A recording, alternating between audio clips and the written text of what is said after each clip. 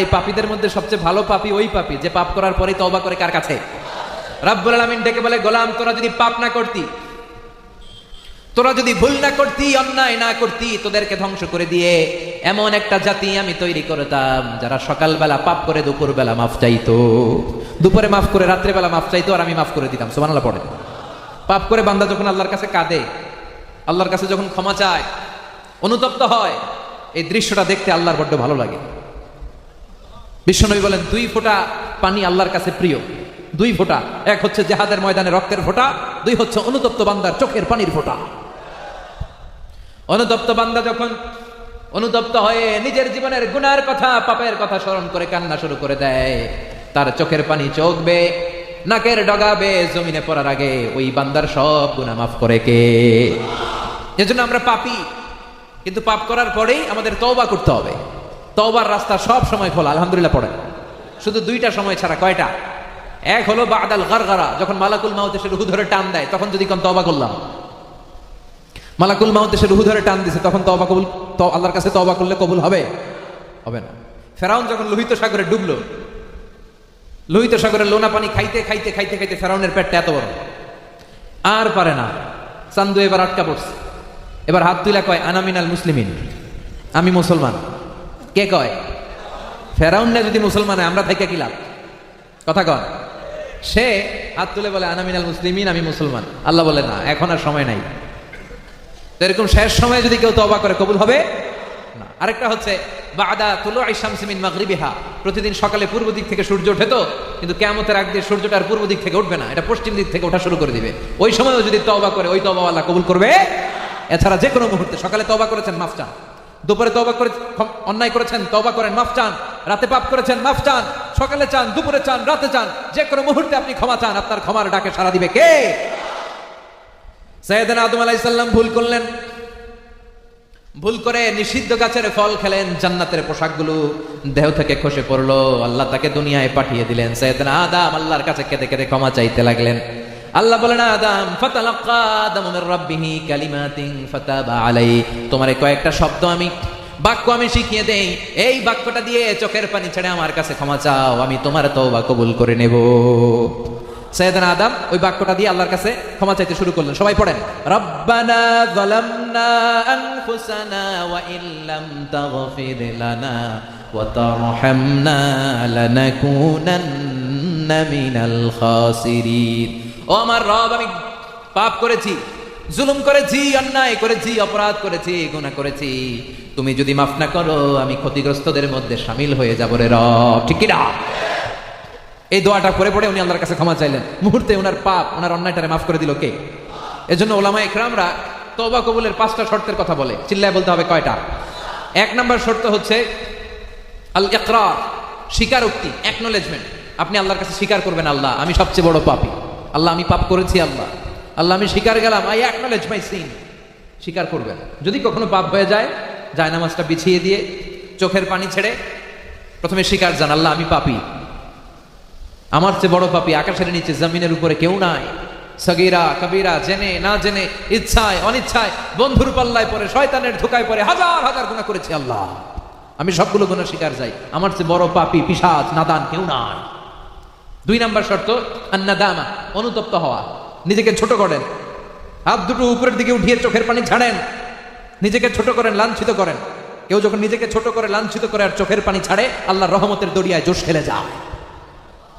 3 নম্বরে, যে পাপটা আপনি করেছেন এটা থামিয়ে দেন। Stop what you have committed. আপনি সুদ খেয়েছেন, ঘুষ খেয়েছেন, অনুতপ্ত হওয়ার পরে আপনি আল্লাহর কাছে ক্ষমা চাইতে যখন শুরু করবেন, আপনি সুদ খাওয়া বন্ধ করে দেন। 4 নম্বর শর্ত হচ্ছে to hate what you have ডান।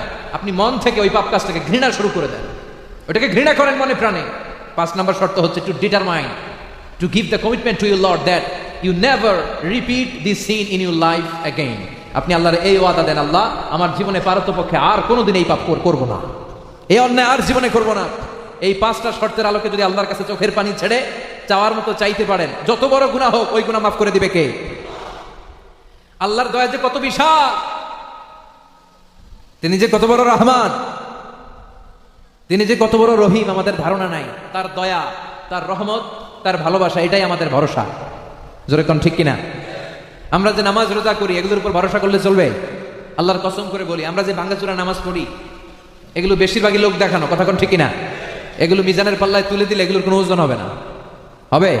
আমাদের ভরসা শুধু আল্লাহর দয়া। আল্লাহর দয়া ছাড়া কেউ জান্নাতে যাবে না। বিশ্বনবী বললেন কেউ না। মা আয়েশা বললেন নবী আপনিও না? বিশ্বনবী বললেন না আমিও না, তবে সেদিন আল্লাহর দয়া আর রহমত আমি বিশ্বনবীকে ঘিরে রাখবো। বনি ইসরাইলের এক আল্লাহওয়ালা 100 বছর আল্লাহর ইবাদত করেছে, রাতে ঘুমায় নাই, অনেক ইবাদত করেছে। বিচারের দিন, কিয়ামতের দিন আল্লাহ বলবে, ও আমার গোলাম অনেক তো ইবাদত করেছিস, যা উদখুলিল জান্নাতা বিরহমাতি, আমার দয়ায় আমার রহমতে আমার জান্নাতে ঢুকে যা। Go to the paradise with my mercy, আমার দয়ায় আমার রহমতে জান্নাতে ঢুকে যা। সে বলবে বালবি আমালি, আপনার দয়া দিয়ে জান্নাতে যাওয়া লাগবে কেন, আমি আমার আমল দিয়ে যেতে চাই। নাউজুবিল্লাহ পড়বেন না? আল্লাহ বলবেন চাই নাকি? তুই তোর আমল দিয়ে জান্নাতে যাবি, এত আমল করে ফেলেছিস তুই। আরে তোর যে দুনিয়ার সৌন্দর্য দেখার জন্য 2টা চোখ দিয়েছিলাম, একটা চোখের নেয়ামতের শুকরিয়াই তো তোর আদায় হয় না, ঠিক কিনা? এই 2টি চোখ দিয়েছি বলে দেখি যে কত অপরূপ, নয়নাভিরাম খেতে খামারের জুড়াই জ্বালা, বিধুর ধূপ তোমার দেয়া চোখের শুকুর, জানাবো তার ভাষা কই, যতই দেখি ততই যেন পলক ছাড়া চেরই, ঠিক না? যতই দেখি পলক ছাড়া চেরই। আল্লাহ বলবেন তুই তোর ইবাদত দিয়ে জান্নাতে যেতে চাস, ওকে, তোর যখন এত হিসাব করার ইচ্ছা চল একটা হিসাব করি। তোর 100 বছরের ইবাদত এক পাল্লা রেখেছে, আর আমি আল্লাহ দয়া করে মায়া করে যে 2টি চোখ দিয়েছিলাম, 2টা চোখ না, একটা চোখ আরেক পাল্লা রেখেছে। এবার ওজন দেওয়া হবে, ওজন দেওয়ার পরে দেখা যাবে মুহূর্তের মধ্যে চোখের পাল্লা ভারী হয়ে গেছে, 100 বছরের ইবাদত হালকা হয়ে গেছে। আল্লাহ বলবেন this is the result of the calculation. এই হিসাব বলে now you have to go to the hell fire, তোর এখন জাহান্নামে যেতে হবে। Go to the hell fire, the blazing fire, যা জাহান্নামে যা, এখন তুই জাহান্নামে যা। এবার লোকটা কাচুমাচু শুরু করে দিবে, বলবে আল্লাহ মাফ চাই, দোয়াও চাই, আল্লাহ আল্লাহ মাফ চাই, আল্লাহ আল্লাহ জাহান্নামে যেতে পারবো না, ওই জাহান্নামের আগুন সহ্য করতে পারবো না, দুনিয়ার আগুন তো সহ্য করতে পারি না, দুনিয়ার আগুন সহ্য করা যায়, আল্লাহ জাহান্নামের আগুন সহ্য করতে পারবো না, আমার ইবাদতের গোষ্ঠী গিলাই, ওই ইবাদত দিয়ে আমি জান্নাত যেতে পারবো না, আমি আপনার দয়া আর রহমতে জান্নাত চাই, আল্লাহ মাফ করে দেন। আল্লাহ বলবেন এই তো লাইনে আসছো তুমি, এখন লাইনে আসছো মিয়া, আমার দয়া আমার রহমত আর ভালোবাসা ছাড়া কেউ জান্নাতে যেতে পারবে না, যাও উদখুলিল জান্নাতা বিরহমাতি, এখন আমার রহমতে আমার দয়ায় জান্নাতে ঢুকে যাও। সুবহানাল্লাহ পড়েন। এজন্য কিয়ামতের দিন আমরা কি আল্লাহর কাছে বিচার চাই না দয়া চাই? আর জোরে বলেন কি চান? রোজ হাসরে আল্লাহ আমার করোনা বিচার, আল্লাহ করোনা বিচার, পড়েন আমিন। বিচার চাহি না তব দয়া চাহে এ গুনাহগার, আল্লাহ করোনা বিচার, চিৎকার করে পড়তে হবে আমিন। এজন্য আমরা যে যত পাপ করি না কেন আমাদের পাপগুলোরে মাফ করে কে? এজন্য প্রতিদিন আল্লাহর কাছে তওবার দরকার আছে না নাই? ইস্তেগফার করার দরকার আছে না নাই?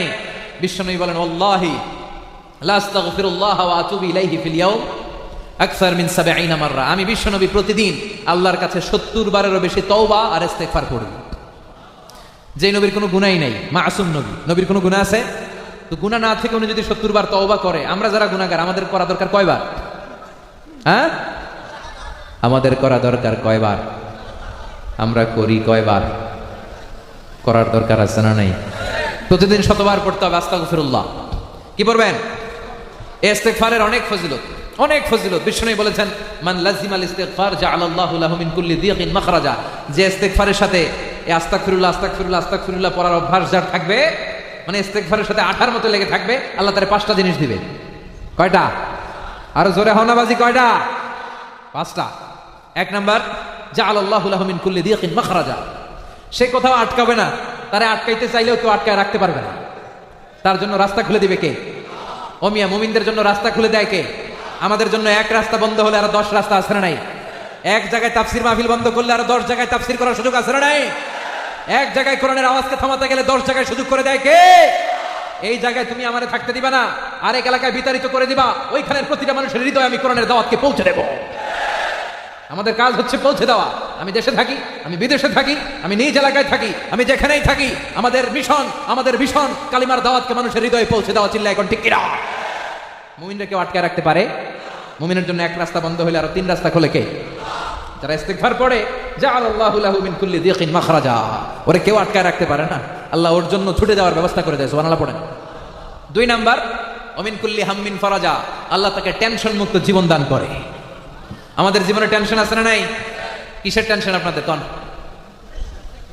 বলো কিসের টেনশন? হ্যাঁ, পড়ালেখার টেনশন। ছাত্র যারা ওদের কিসের টেনশন? পড়ালেখার টেনশন। এরপর মুরব্বীদের কিসের টেনশন? হ্যাঁ, শিক্ষকদের হচ্ছে ছাত্রদেরকে মানুষ করার টেনশন। তোমার কি টেনশন কও? ওরও পড়ালেখা, বিয়ার টেনশন নাই? হ্যাঁ, ওই যে কয় হুজুর আছে আছে। তো এই জীবনটা হচ্ছে ফুল অফ টেনশন। ক্যারিয়ারের টেনশন, পড়ালেখার টেনশন, বাসার টেনশন, বাড়ি ভাড়ার টেনশন, রাস্তাঘাটে যে কোনো সময় দুর্ঘটনা ঘটতে পারে, যে কোনো সময় গুম হয়ে যেতে পারি, খুন হয়ে যেতে পারি, ক্রস ফায়ারে পড়ে যেতে পারি।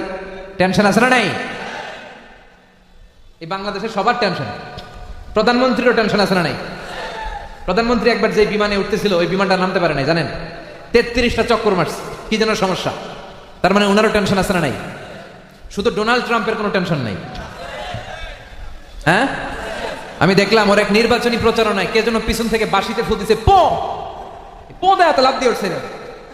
তারপর তার স্পেশাল সিকিউরিটি ফোর্সের সবাই এসে ধরছে, স্যার রে কিছুই করা লাগে না, খালি পো করে একটা আওয়াজ। তো টেনশন আছে না নাই? তার মানে বুঝে যায় রাতে ঘুমায় না। কথা কন? টাকা যাদের বেশি, টেনশন তাদের বেশি, তাদের রাতে ঘুম নাই।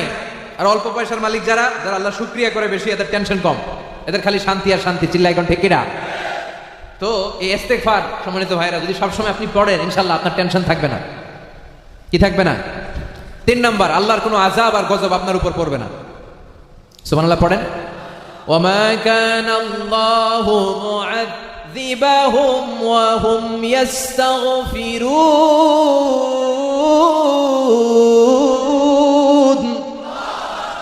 ওয়ামা কানাল্লাহু মুআযযিবাহুম ওয়া হুম ইস্তাগফিরুন। যতক্ষণ পর্যন্ত আমার বান্দা ইস্তেগফার করতে থাকবে, আমার কোনো আযাব তার উপর পড়বে না। সুবহানাল্লাহ পড়েন। ওয়ারযুকু মিন হাইসু লা ইয়াহতাসিব, এমন জায়গা থেকে রিজিকের ব্যবস্থা আল্লাহ করে দিবে, আপনি টেরও পাবেন, আপনি কল্পনাই করতে পারেন নাই যে এখান থেকে এত রিজিক আসতে পারে। সুবহানাল্লাহ পড়েন। রিজিকের মালিক কে? আমাদের রিজিক দেয় কে? আমাদের খাদ্যের ব্যবস্থা করে কে? না খাদ্যমন্ত্রী, মৎস্যমন্ত্রী, কৃষিমন্ত্রী? কৃষিমন্ত্রী খাদ্যমন্ত্রীরও খাদ্য দেয় কে? ওয়ারযুকু মিন হাইসু লা ইয়াহতাসিব, এমন জায়গা থেকে আল্লাহ তাআলা রিজিকের ব্যবস্থা করে দিবে, আপনি কল্পনাও করতে পারবেন না। কি করলে? ইস্তেগফার করলে। কি করলে? বারবার যদি আপনি ইস্তেগফার পড়েন, আল্লাহ আপনাকে মুস্তাজাবুদ দাওয়া বানিয়ে দিবে। কি বানাবে? মুস্তাজাবুদ দাওয়া মানে এমন ব্যক্তি, যে ব্যক্তির দোয়া করতে দেরি কবুল হতে দেরি হয়। আমরা কি চাই না মুস্তাজাবুদ দাওয়া হতে? আমরা কি চাই না যে আমরা দোয়া করব, আল্লাহ দোয়া কবুল করবেন সাথে সাথে? তাহলে কি পড়বেন? পারবেন পড়তে? ইমাম আহমদ ইবনে হাম্বল, হাম্বলি মাযহাবের সবচেয়ে বড় ইমাম, তিনি একটা হাদিসের কিতাব লিখেছেন, এটার নাম মুসনাদে আহমদ ইবনে হাম্বল। প্রায় 40,000-এর উপরে হাদিস, একক হাদিসের কিতাব হিসেবে পৃথিবীর সবচেয়ে বড় হাদিসের কিতাব। সুবহানাল্লাহ পড়েন। উনি ওনার শেষ জীবনটা হাদিস চর্চা, হাদিস পড়া আর হাদিস সংগ্রহের কাজে ব্যয় করেছেন। উনি দেশ থেকে দেশান্তরে সফর করতেন শুধু হাদিস সংগ্রহের জন্য। কি সংগ্রহের জন্য? উনি ওনার শেষ জীবনে সফরে বেরিয়েছেন হাদিস সংগ্রহের জন্য।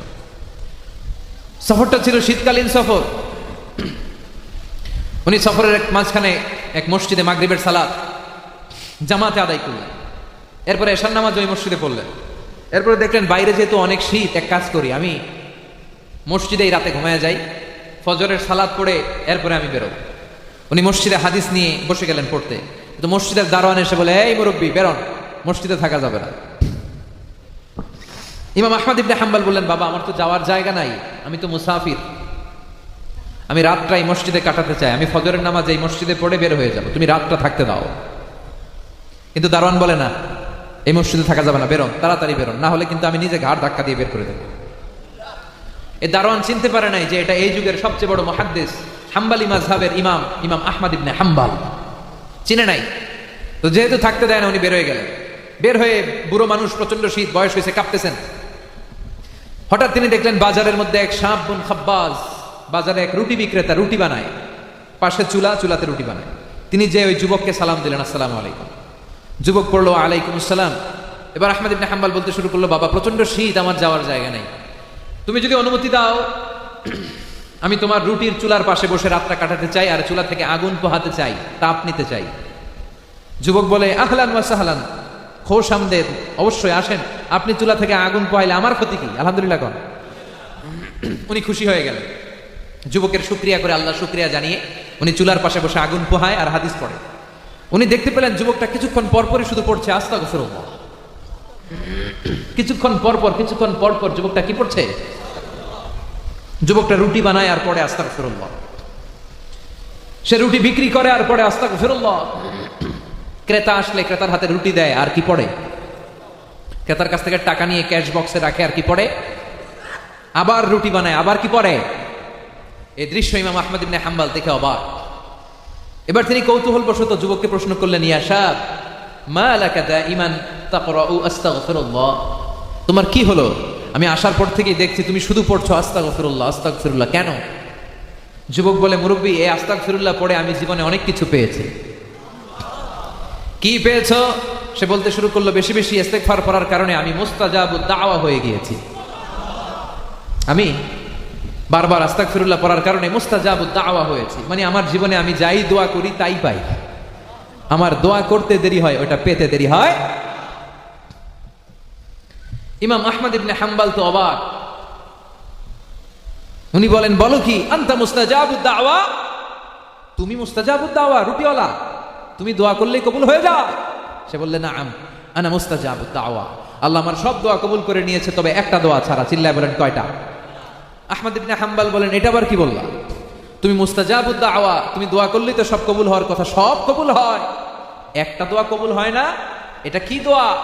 যুবক এবার বলতে লাগলো, আমি আমার জীবনে যাই দোয়া করেছি সবই আল্লাহ কবুল করেছে, একটা দোয়া ছাড়া। সেটা হচ্ছে, আমি আল্লাহর কাছে চেয়েছিলাম আর দোয়া করেছিলাম, আল্লাহ, শুনেছি এই জামানার সবচেয়ে বড় মুহাদ্দিসের নাম নাকি ইমাম আহমদ ইবনে হাম্বল, আল্লাহ আমি যেন ইমাম আহমদ ইবনে হাম্বলকে দেখে মরতে পারি, আমি যেন ওনার হাতে হাত রেখে মুসাফা করে ওনার কপালে একটা চুমু দিয়ে মরতে পারি। ইমাম আহমদ ইবনে হাম্বল এই কথা শুনে আর ধৈর্য ধারণ করতে পারলেন না। তিনি চোখের পানি ছেড়ে দিলেন, তিনি কাঁদতে শুরু করে দিলেন আর বললেন, যুবক, তোমার এই দোয়াটাও আল্লাহর কাছে কবুল হয়েছে। আহমদ ইবনে হাম্বলের সাথে দেখা করার জন্য আহমদ ইবনে হাম্বলের দরবারে তোমার যাওয়ার দরকার নাই, আহমদ ইবনে হাম্বলকে আল্লাহ তোমার রুটির দোকানের দরবারে নিজেই পাঠিয়ে দিয়েছে। আনা আহমদ ইবনে হাম্বল ইয়া শাহ মুহাদ্দিসুদ দাহর, আমি নিজেই তো আহমদ ইবনে হাম্বল। এই কথা শুনে যুবকটাও আর সহ্য করতে পারে না, চোখের পানি ছেড়ে দেয়, হাউমাউ করে কান্না জুড়ে দেয়, আহমদ ইবনে হাম্বলকে জড়িয়ে ধরে, আহমদ ইবনে হাম্বলের হাতে হাত রেখে মুসাফা করে, কপালে চুমু দেয় আর বলে, ও ইমাম, আপনি ঠিকই বলেছেন, আমার এই দোয়াটাও আল্লাহ এখন কবুল করে নিয়েছে। আপনি সব সময় যদি ইস্তেগফারের উপর আমল করেন, ওই যুবকের মতো আল্লাহ আপনারে মুস্তাজাবুদ দাওয়া বানাতে পারে না? কথা বলেন, পারে না? এখন থেকে সব সময় অবসরে এই আস্তাগফিরুল্লাহ বেশি বেশি পড়বেন। বিশ্বনবী প্রতিদিন আস্তাগফিরুল্লাহ পড়তেন কয়বার? 70 বারেরও বেশি। শুধু টয়লেটে যাওয়ার সময় বিশ্বনবী ইস্তেগফার পড়তে পারতেন না, টয়লেট থেকে বেরোই পড়তেন গফরানাক। কি পড়তেন? গফরানাক মানে কি? মানে আস্তাগফিরুল্লাহ, মানে আল্লাহ আপনার কাছে আমি ক্ষমা চাই। এই যে টয়লেটের কিছু সময় আপনার নাম নেওয়া টয়লেটের ভিতরে জায়েজ নাই, এই যে কিছু সময় টয়লেটের কারণে আপনার নামটা জিহ্বায় নিতে পারলাম না, আল্লাহ আস্তাগফিরুল্লাহ, আপনার কাছে ক্ষমা চাই। বের হয়ে আগে আল্লাহর কাছে ক্ষমা চাইলো, চিল্লায় এখন সুবহানাল্লাহ। এজন্য বেশি বেশি ইস্তেগফার পড়তে পারবেন। এবার একটু আওয়াজ করে পড়েন তো প্রাণ থেকে, আস্তাগফিরুল্লাহ। আরো জোরে আল্লাহরে ডাক দিয়ে পড়েন, আস্তাগফিরুল্লাহ। আবারও পড়েন, আস্তাগফিরুল্লাহ। বেশি বেশি ইস্তেগফার পড়া যাবে?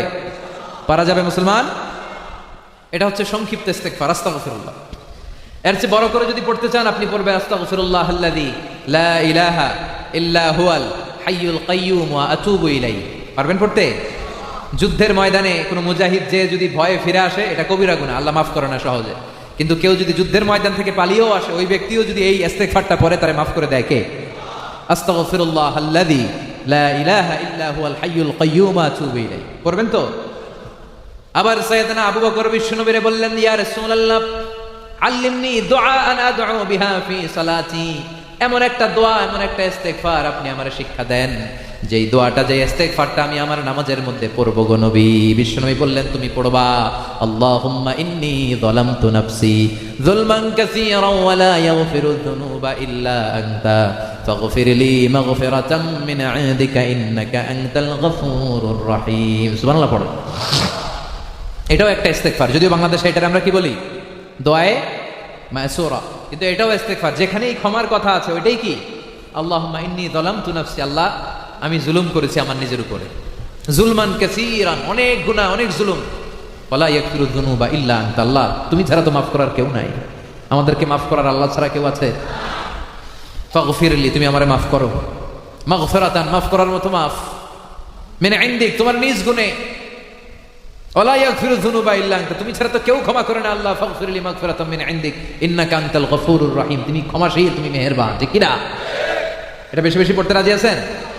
আচ্ছা, এই সব ইস্তেগফারের উপরে সবচেয়ে বড় ইস্তেগফার হচ্ছে সাইয়্যিদুল ইস্তেগফার। এটার বলে সব ইস্তেগফারের লিডার। এটার নাম সবাই বলেন কি নাম? সাইয়্যিদুল ইস্তেগফার, সব ইস্তেগফারের লিডার। এই সাইয়্যিদুল ইস্তেগফার যদি কেউ রাত্রিবেলা পড়ে, ওই রাতে যদি সে মারা যায় সে জান্নাতি। এই সাইয়্যিদুল ইস্তেগফার যদি কেউ দিনের বেলা পড়ে, ওই দিনে মৃত্যু ঘটলে সে জান্নাতি। মুখস্থ আছে কার কার দেখি? আছে অনেকের, আলহামদুলিল্লাহ পড়ি। যাদের নাই তারা আমরা মুখস্থ করে ফেলবো। বাঁশখালীর ভাইয়েরা রাজি আছেন তো? গুগলে, স্মার্টফোনের গুগলের ভিতরে ঢুকে লিখবেন সাইয়্যিদুল ইস্তেগফার, পেয়ে যাবেন। আল্লাহুম্মা আনতা রাব্বি লা ইলাহা ইল্লা আনতা খালাকতানি ওয়া আনা আবদুক ওয়া আনা আলা আহদিকা ওয়া ওয়া'দিকা মাস্তাতা'তু আউযু বিকা মিন শাররি মা সানা'তু আবু'ু লাকা বিনি'মাতিকা আলাইয়া ওয়া আবু'ু বিযামবি ফাগফিরলি ফাইন্নাহু লা ইয়াগফিরুয যুনুবা ইল্লা আনতা। এটাকে সাইয়্যিদুল ইস্তেগফার বলে। বেশি বেশি পড়তে রাজি আছেন সবাই? বেশি বেশি তাওবা, ইস্তেগফার আর জিকির দিয়ে জিহ্বাটারে ভিজায় রাখতে রাজি আছো মুসলমান? বিষ্ণু বলেছেন লা ইয়াজালু লিসানুকা রাতবান মিন যিকরিল্লাহ, খবরদার আল্লাহর জিকির থেকে তোমার জিহ্বাটা যেন এক সেকেন্ডও গাফেল না থাকে। সব সময় আমাদের জিহ্বায় জিকির চলবে কার? লা ইলাহা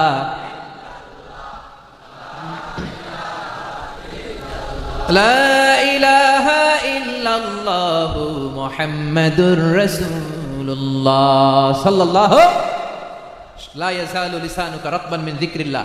সব সময় আল্লাহর জিকির দিয়ে জিহ্বাটারে ভিজিয়ে রাখো। ওয়াযকুর রাব্বাকা ফি নাফসিকা তাদাররুআ ওয়া খীফা ওয়া দুনাল জাহরি মিনাল কওলি বিল গুদুবি ওয়াল আসাল ওয়া লা তাকুম মিনাল গাফিলিন। আল্লাহ বলে আমার জিকির করো গোপনে, মনে মনে চিৎকার চেঁচামেচি করে নয়, লাফালাফি করে নয়, মনে মনে জিকির করো। জিকির কবুল করবে কে? জিকির করার নিয়ম হচ্ছে ওয়াযকুর রাব্বাকা ফি নাফসিক, মনে মনে আল্লাহর জিকির করবে। তাদাররুআ, বিনয়ের সাথে, ওয়া খীফা, গোপনে আওয়াজ করে না। জিকির হবে মনে মনে, আস্তে আস্তে ফিসফিসি আওয়াজে, সুবহানাল্লাহ সুবহানাল্লাহ সুবহানাল্লাহ, এটা হচ্ছে আসল জিকির। কিন্তু এই যে লা ইলাহার জিকির আওয়াজ করে আমি যেটা করালাম, এটা হচ্ছে তালিমান, তালিমের জন্য আওয়াজ করে জায়েজ আছে। কিন্তু লাফালাফি উচ্চবাচ্য করে জিকির করা যাবে? বাংলাদেশে লাফালাফির জিকির আছে না নাই? হ্যাঁ ভাই, কি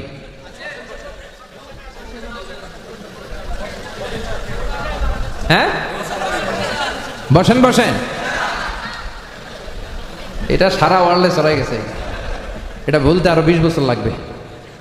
এই জিকিরের আওয়াজ শুরু করলে কে হুজুর বসেন বসেন, বৈশা যান। আহা, তো এই যে বসেন বসেন, এরকম জিকির করা যাবে? বসেন বসেনের মধ্যে আল্লাহর নাম আছে? যারা লাফালাফি করে জিকির করে, হেই হো হেই হো, এই হেই হো এটার মধ্যে আল্লাহর নাম আছে? আল্লাহর নাম যদি না থাকে, ওই শব্দ আর আওয়াজ দিয়ে জিকির করা যাবে? কিন্তু এই দেশে লাফালাফির জিকির আছে না নাই? বাঁশখালীতে নাই মাশাআল্লাহ, বাঁশের উপরে লাফাই উঠে যায়।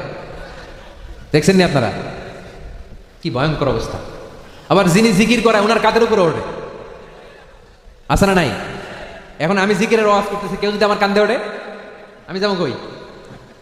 কি ভয়ঙ্কর অবস্থা। বিশ্বনবী সাল্লাল্লাহু আলাইহি ওয়াসাল্লাম সাহাবাদেরকে নিয়ে জিকির করতেছেন, সাহাবারা লাফাইতে লাফাইতে খেজুরের ডালে। কখনো পাওয়া যায় হাদিসে? বিশ্বনবী সাল্লাল্লাহু আলাইহি ওয়াসাল্লাম তাসবিহ পড়ছেন বা জিকির করছেন, সাহাবারা লাফাইতে লাফাইতে বিশ্বনবীর কাদের উপরে। তো এগুলো ওনারা পেল কই? যারা এগুলো করে এদেরকে বুঝাবেন যে জিকিরের পদ্ধতি এটা নয়। আপনি তাদাররুআ ওয়া খীফা, আপনি কোরআন থেকে নেন। আপনি কোরআন বাদ দিলেন কেন? আপনি যে কোনো জিনিসের গাইডলাইন তো কোরআন থেকে নেবেন। ওয়াযকুর রাব্বাকা ফি নাফসিক, মনে মনে আল্লাহরে ডাকো। তাদাররুআ ওয়া খীফা, with full of humbleness, humility, submission, বিনয়ের সাথে। দুনাল জাহরি বিল কওল, মুখে চিৎকার করে নয়, গোপনে গোপনে জিকির করলে লাভ আছে না নাই? এজন্য রব্বুল আলামিন বলেন, ফাযকুরুনি আযকুরকুম ওয়াশকুরুলি ওয়ালা তাকফুরুন। ও বান্দারা, আমার জিকির করো, আমিও তোমাদের জিকির করি, আমার শুকরিয়া করো, কুফরি করো না। কার কথা? আবার আল্লাহ বললেন, দুনিয়ার কোনো জিনিস দিয়ে কলবের প্রশান্তি হয় না। কলবের প্রশান্তি হয় একটা জিনিস দিয়ে, সেটা কার জিকির? আলা বিযিকিরিল্লাহি তাতমাইন্নুল কুলুব। দুনিয়ার কোন জিনিস দিয়ে কলবের প্রশান্তি হয় না, কলবের প্রশান্তি হয় আল্লাহর জিকির দিয়ে, ঠিক কি না? এজন্য কলবে আল্লাহর জিকির বসাইতে হবে। কি বসাবেন? নাকি আয়না বসাবেন? আয়না বসাবেন না? অনেকে বসায়, আর কি বলে আয়না বসায়া দেমর কলবের ভিতর, আল্লাহ জিকির বসায়া দেমর কলবের ভিতর, এটাই না বলবে? এটা না বলে কি বলে? আয়না বসায় দেয়। কলবে আয়না বসাইলে কোনো লাভ আছে? বিশ্বনবীর কলবে বিশ্বনবী আয়না বসাইছিলেন না? আবু বকর রাদিয়াল্লাহু তাআলা আনহু, ওমরে ফারুক, ইমাম আবু হানিফা, ইমাম শাফিঈ, কাবা ঘরের ইমাম শাইখ আব্দুর রহমান আস-সুদাইস, কেউ আয়না বসাইছে? তো তুই পাইলি কই? এগুলো ভণ্ডামি, চিল্লায় বলেন ঠিক কি না? ভণ্ডামির সাথে ইসলামের কোনো সম্পর্ক। আবার আল্লাহ বলেন ফাইন যাকারানি ফি নাফসি যাকারতুহু ফি নাফসি, কেউ যদি গোপনে গোপনে আমি আল্লাহরে ডাকে, আমি গোপনে গোপনে ওই বান্দার নামটা স্মরণ করি। ওয়া ইন যাকারানি ফি মালাইন যাকারতুহু ফি মালাইন খায়রিন মিনহুম, মহাসমাবেশ করে কেউ যদি আমারে ডাকে, আমারে স্মরণ করে, এর চাইতেও বড় মহাসমাবেশ ফেরেশতাদেরকে নিয়ে করে আমি ওই বান্দারে স্মরণ করি। আমার বান্দা যদি আমার দিকে এক বিঘত আসতে চায়, আমি আমার বান্দার দিকে এক হাত চলে যাই। আমার বান্দা আমার দিকে এক হাত আসতে চাইলে আমি আমার বান্দার দিকে দুই হাত চলে যাই। ওয়া ইন আতানি ইয়ামশি আতাইতুহু হারবালা, আমার বান্দা যদি আমার দিকে হেঁটে হেঁটে আস্তে আস্তে আসতে চায়, আমি আমার বান্দার দিকে দৌড়ে দৌড়ে জোরে জোরে চলে যাই। কি আল্লাহরে থুইয়া মাজারে যে সেজদা দেয় আছে না নাই? মাজারে যে সেজদা দেওয়া যাবে? সেজদা দিতে হবে একজনকে। চিৎকার করে বলেন তিনি কে? এজন্য বিশ্বনবী বললেন খবরদার, জিকির দিয়ে জিহ্বাটারে ভিজিয়ে রাখবা। আর এই জিকিরের রাজ্যে সব চাইতে দামি জিকিরের নাম হলো লা ইলাহা, মান ক্বালা লা ইলাহা ইল্লাল্লাহ দাখালাল জান্নাহ, ঈমানের সাথে ইয়াকিনের সাথে মান ক্বালা লা ইলাহা ইল্লাল্লাহ মুখলিসান মিন কলবিহি দাখালাল জান্নাহ। খেয়াল রাখবেন, আমল না করেও জান্নাতে যাওয়া যায় যদি ঈমানটা ঠিক থাকে। কথা বুঝতে পেরেছেন? আপনার আমলে গন্ডগোল, আমল করেন নাই, আপনি পাপ করেছেন, আল্লাহ যদি মাফ না করে আপনি শাস্তির সম্মুখীন হবেন, কিন্তু ঈমান যদি থাকে কোনো না কোনো দিন জান্নাতে যাবেন। চিৎকার করে বলেন ঠিক কি না? কিন্তু ঈমানই যদি না থাকে, আমও শেষ, সালাও সব শেষ, কিচ্ছু নাই। এজন্য সব হারা হলো, আমরা ঈমান হারা হতে চাই না, ঠিক কি না? ঈমানের পথে অবিচল থেকে আমার মরণ যেন হয়, তোমারই কাছে মিনতি আমার, তোমারই কাছে মিনতি আমার, মহামহিম দয়াময়। ঈমানের পথে অবিচল থেকে আমার মরণ যেন হয়। চিল্লায় পড়েন আমিন। তাহলে সবচেয়ে শ্রেষ্ঠ জিকির কোনটা? লা ইলাহা। এবং এটাকে আল্লাহ তাআলা কোরআনে এই লা ইলাহা ইল্লাল্লাহকে নাম দিয়েছে কালিমে তয়্যিবা বলে। কি বলে? দরাবাল্লাহু মাসালান কালিমাতান তয়্যিবাতান কাশাজারাতিন তয়্যিবাতিন আসলুহা সাবিতুন ওয়া ফারউহা ফিস সামা। সুবহানাল্লাহ পড়েন। এটা কালিমে তয়্যিবা, এর চেয়ে শ্রেষ্ঠ জিকির আর হতে পারে? আবু সাঈদ আল খুদরি রাদিয়াল্লাহু তাআলা আনহু বর্ণনা করেন, সাইয়েদনা মূসা আলাইহিস সালাম, সহিহ ইবনে হিব্বান আল মুস্তাদরিকে হাকিমে এই হাদিসটা এসেছে। মূসা আলাইহিস সালাম আল্লাহকে একবার বললেন, ইয়া রব, আমাকে এমন একটা জিকির শিক্ষা দেন যে জিকিরটা আমি করব, আমি আপনারে ডাকবো আর কেউ জানবে না, এটা জানবো আমি আর জানবেন আপনি, স্পেশাল দোয়া বা জিকির শিখায় দেন। আল্লাহ বললেন, মূসা তুমি পড়ো লা ইলাহা ইল্লাল্লাহ। কি পড়ো? মূসা আলাইহিস সালাম বললেন, আল্লাহ বললাম কি আর কইলেন কি? আমি তো চাইছি এমন জিকির যেটা শুধু আমি জানবো আর কেউ জানবে না। লা ইলাহা কেউ জানে না, না? হ্যাঁ, এটা জাতীয় জিকির, এটা ইন্টারন্যাশনাল জিকির, এটা সবার মুখস্থ। চিল্লা এখন ঠিক কিনা?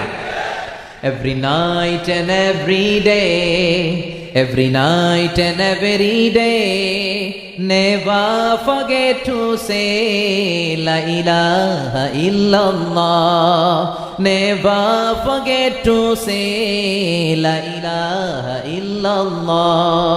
When you're walking down the street, use your time and repeat, and say in every heartbeat La ilaha illallah, and say in every heartbeat La ilaha illallah. Every night and every day, every night and every day, never forget to say la ilaha illallah. ঠিক কি না? দিনে রাতে সব সময় আমাদের জিহ্বার মধ্যে থাকতে হবে লা ইলাহা। মুসা আলাইহিস সালাম বললেন, আল্লাহ আমি চাইলাম এমন একটা জিকির যেটা কেউ জানে না, জানবো আমি, এই জিকিরটা আমি করবো আর আপনি শুনবেন, কেউ জানে না। আপনি তো কইলেন তুমি পড়ো লা ইলাহা ইল্লাল্লাহ, এটা তো সবাই জানে। আল্লাহ বললেন, মুসা এর চেয়ে দামি জিকির আমার কাছে নাই, আমার দেয়া এটাই সবচেয়ে দামি জিকির। সুবহানাল্লাহ পড়েন।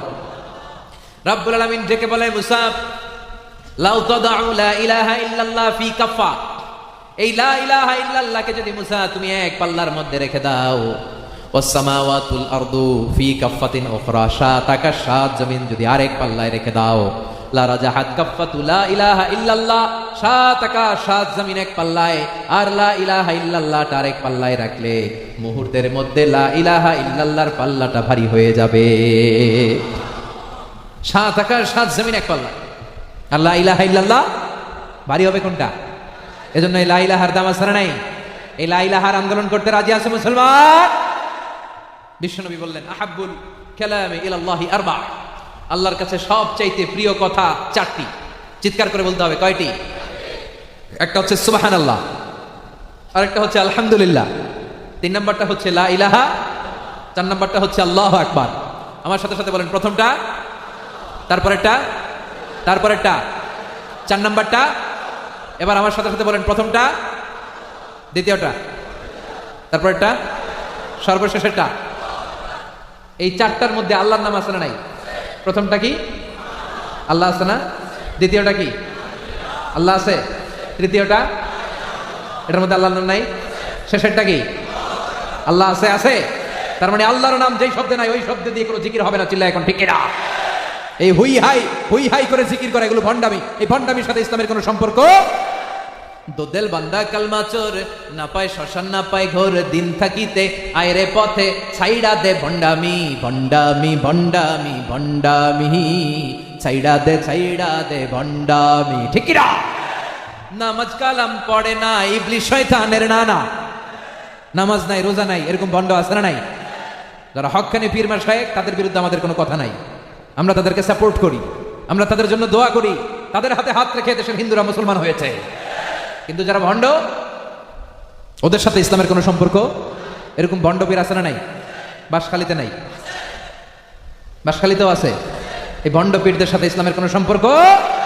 নামাজ কালাম পড়ে না ইবলিস শয়তানের নানা, ধর্মের একখান খুঁটি ধইরা কয়দিন করবা হয়রানি, ভণ্ডামি ভণ্ডামি ভণ্ডামি, ছাইড়া দে ভণ্ডামি। দোদেল বান্দা কালমা চোর, না পায় শ্মশান না পায় ঘোর, দিন থাকিতে আয়রে পথে ছাইড়া দে ভণ্ডামি, ভণ্ডামি ভণ্ডামি ভণ্ডামি, ছাইড়া দে ভণ্ডামি। ঠিক কিনা? এই ভণ্ডামির সাথে ইসলামের কোনো সম্পর্ক। যেই শব্দ দিয়ে জিকির করতে হবে ওই শব্দে কার নাম থাকা চাই? সুবহানাল্লাহ, আলহামদুলিল্লাহ, লা ইলাহা ইল্লাল্লাহ, আল্লাহু আকবার। আল্লাহর নামের তিনটা স্লোগান দেওয়া যাবে, জোরে না আসতে? লিল্লাহি তাকবীর, লিল্লাহি তাকবীর, লিল্লাহি তাকবীর। এগুলো শ্রেষ্ঠ জিকির। এর চেয়ে শ্রেষ্ঠ জিকির হতে পারে? এগুলো থুইয়া হুই হুই হুই হুই। আহাব্বুল কালামি ইলাল্লাহি আরবা, আল্লাহর কাছে সবচাইতে প্রিয় কথা চারটা, সুবহানাল্লাহ, আলহামদুলিল্লাহ, লা ইলাহা ইল্লাল্লাহ, আল্লাহু আকবার। আবার আব্দুল্লাহ ইবনে আমর ইবনে আল-আস বলেছে, রাআইতু রাসূলুল্লাহি সাল্লাল্লাহু আলাইহি ওয়াসাল্লাম ইয়াকিদু আত-তাসবিহা বিয়ামিনি, তিনি বলেন আমি বিশ্বনবীকে ডান হাতের আঙ্গুলের গিড়ায় এভাবে তাসবিহ পড়তে দেখেছি। ডান হাত উঠান সবাই, আঙ্গুলের গিড়ায় এভাবে ধরেন, এইভাবে ধরে নামাজের পরে সুবহানাল্লাহ সুবহানাল্লাহ সুবহানাল্লাহ সুবহানাল্লাহ সুবহানাল্লাহ 33 বার। কয়বার? এরপরে পড়বেন আলহামদুলিল্লাহ আলহামদুলিল্লাহ আলহামদুলিল্লাহ আলহামদুলিল্লাহ। কয়বার? এরপরে পড়বেন কি? আল্লাহু আকবার আল্লাহু আকবার আল্লাহু আকবার 34 বার। পারা যাবে মুসলমান? হাত নামান। এই আঙ্গুলের গিরাটা কিয়ামতের দিন আপনার পক্ষে আল্লাহর সামনে দাঁড়িয়ে সাক্ষী দিবে।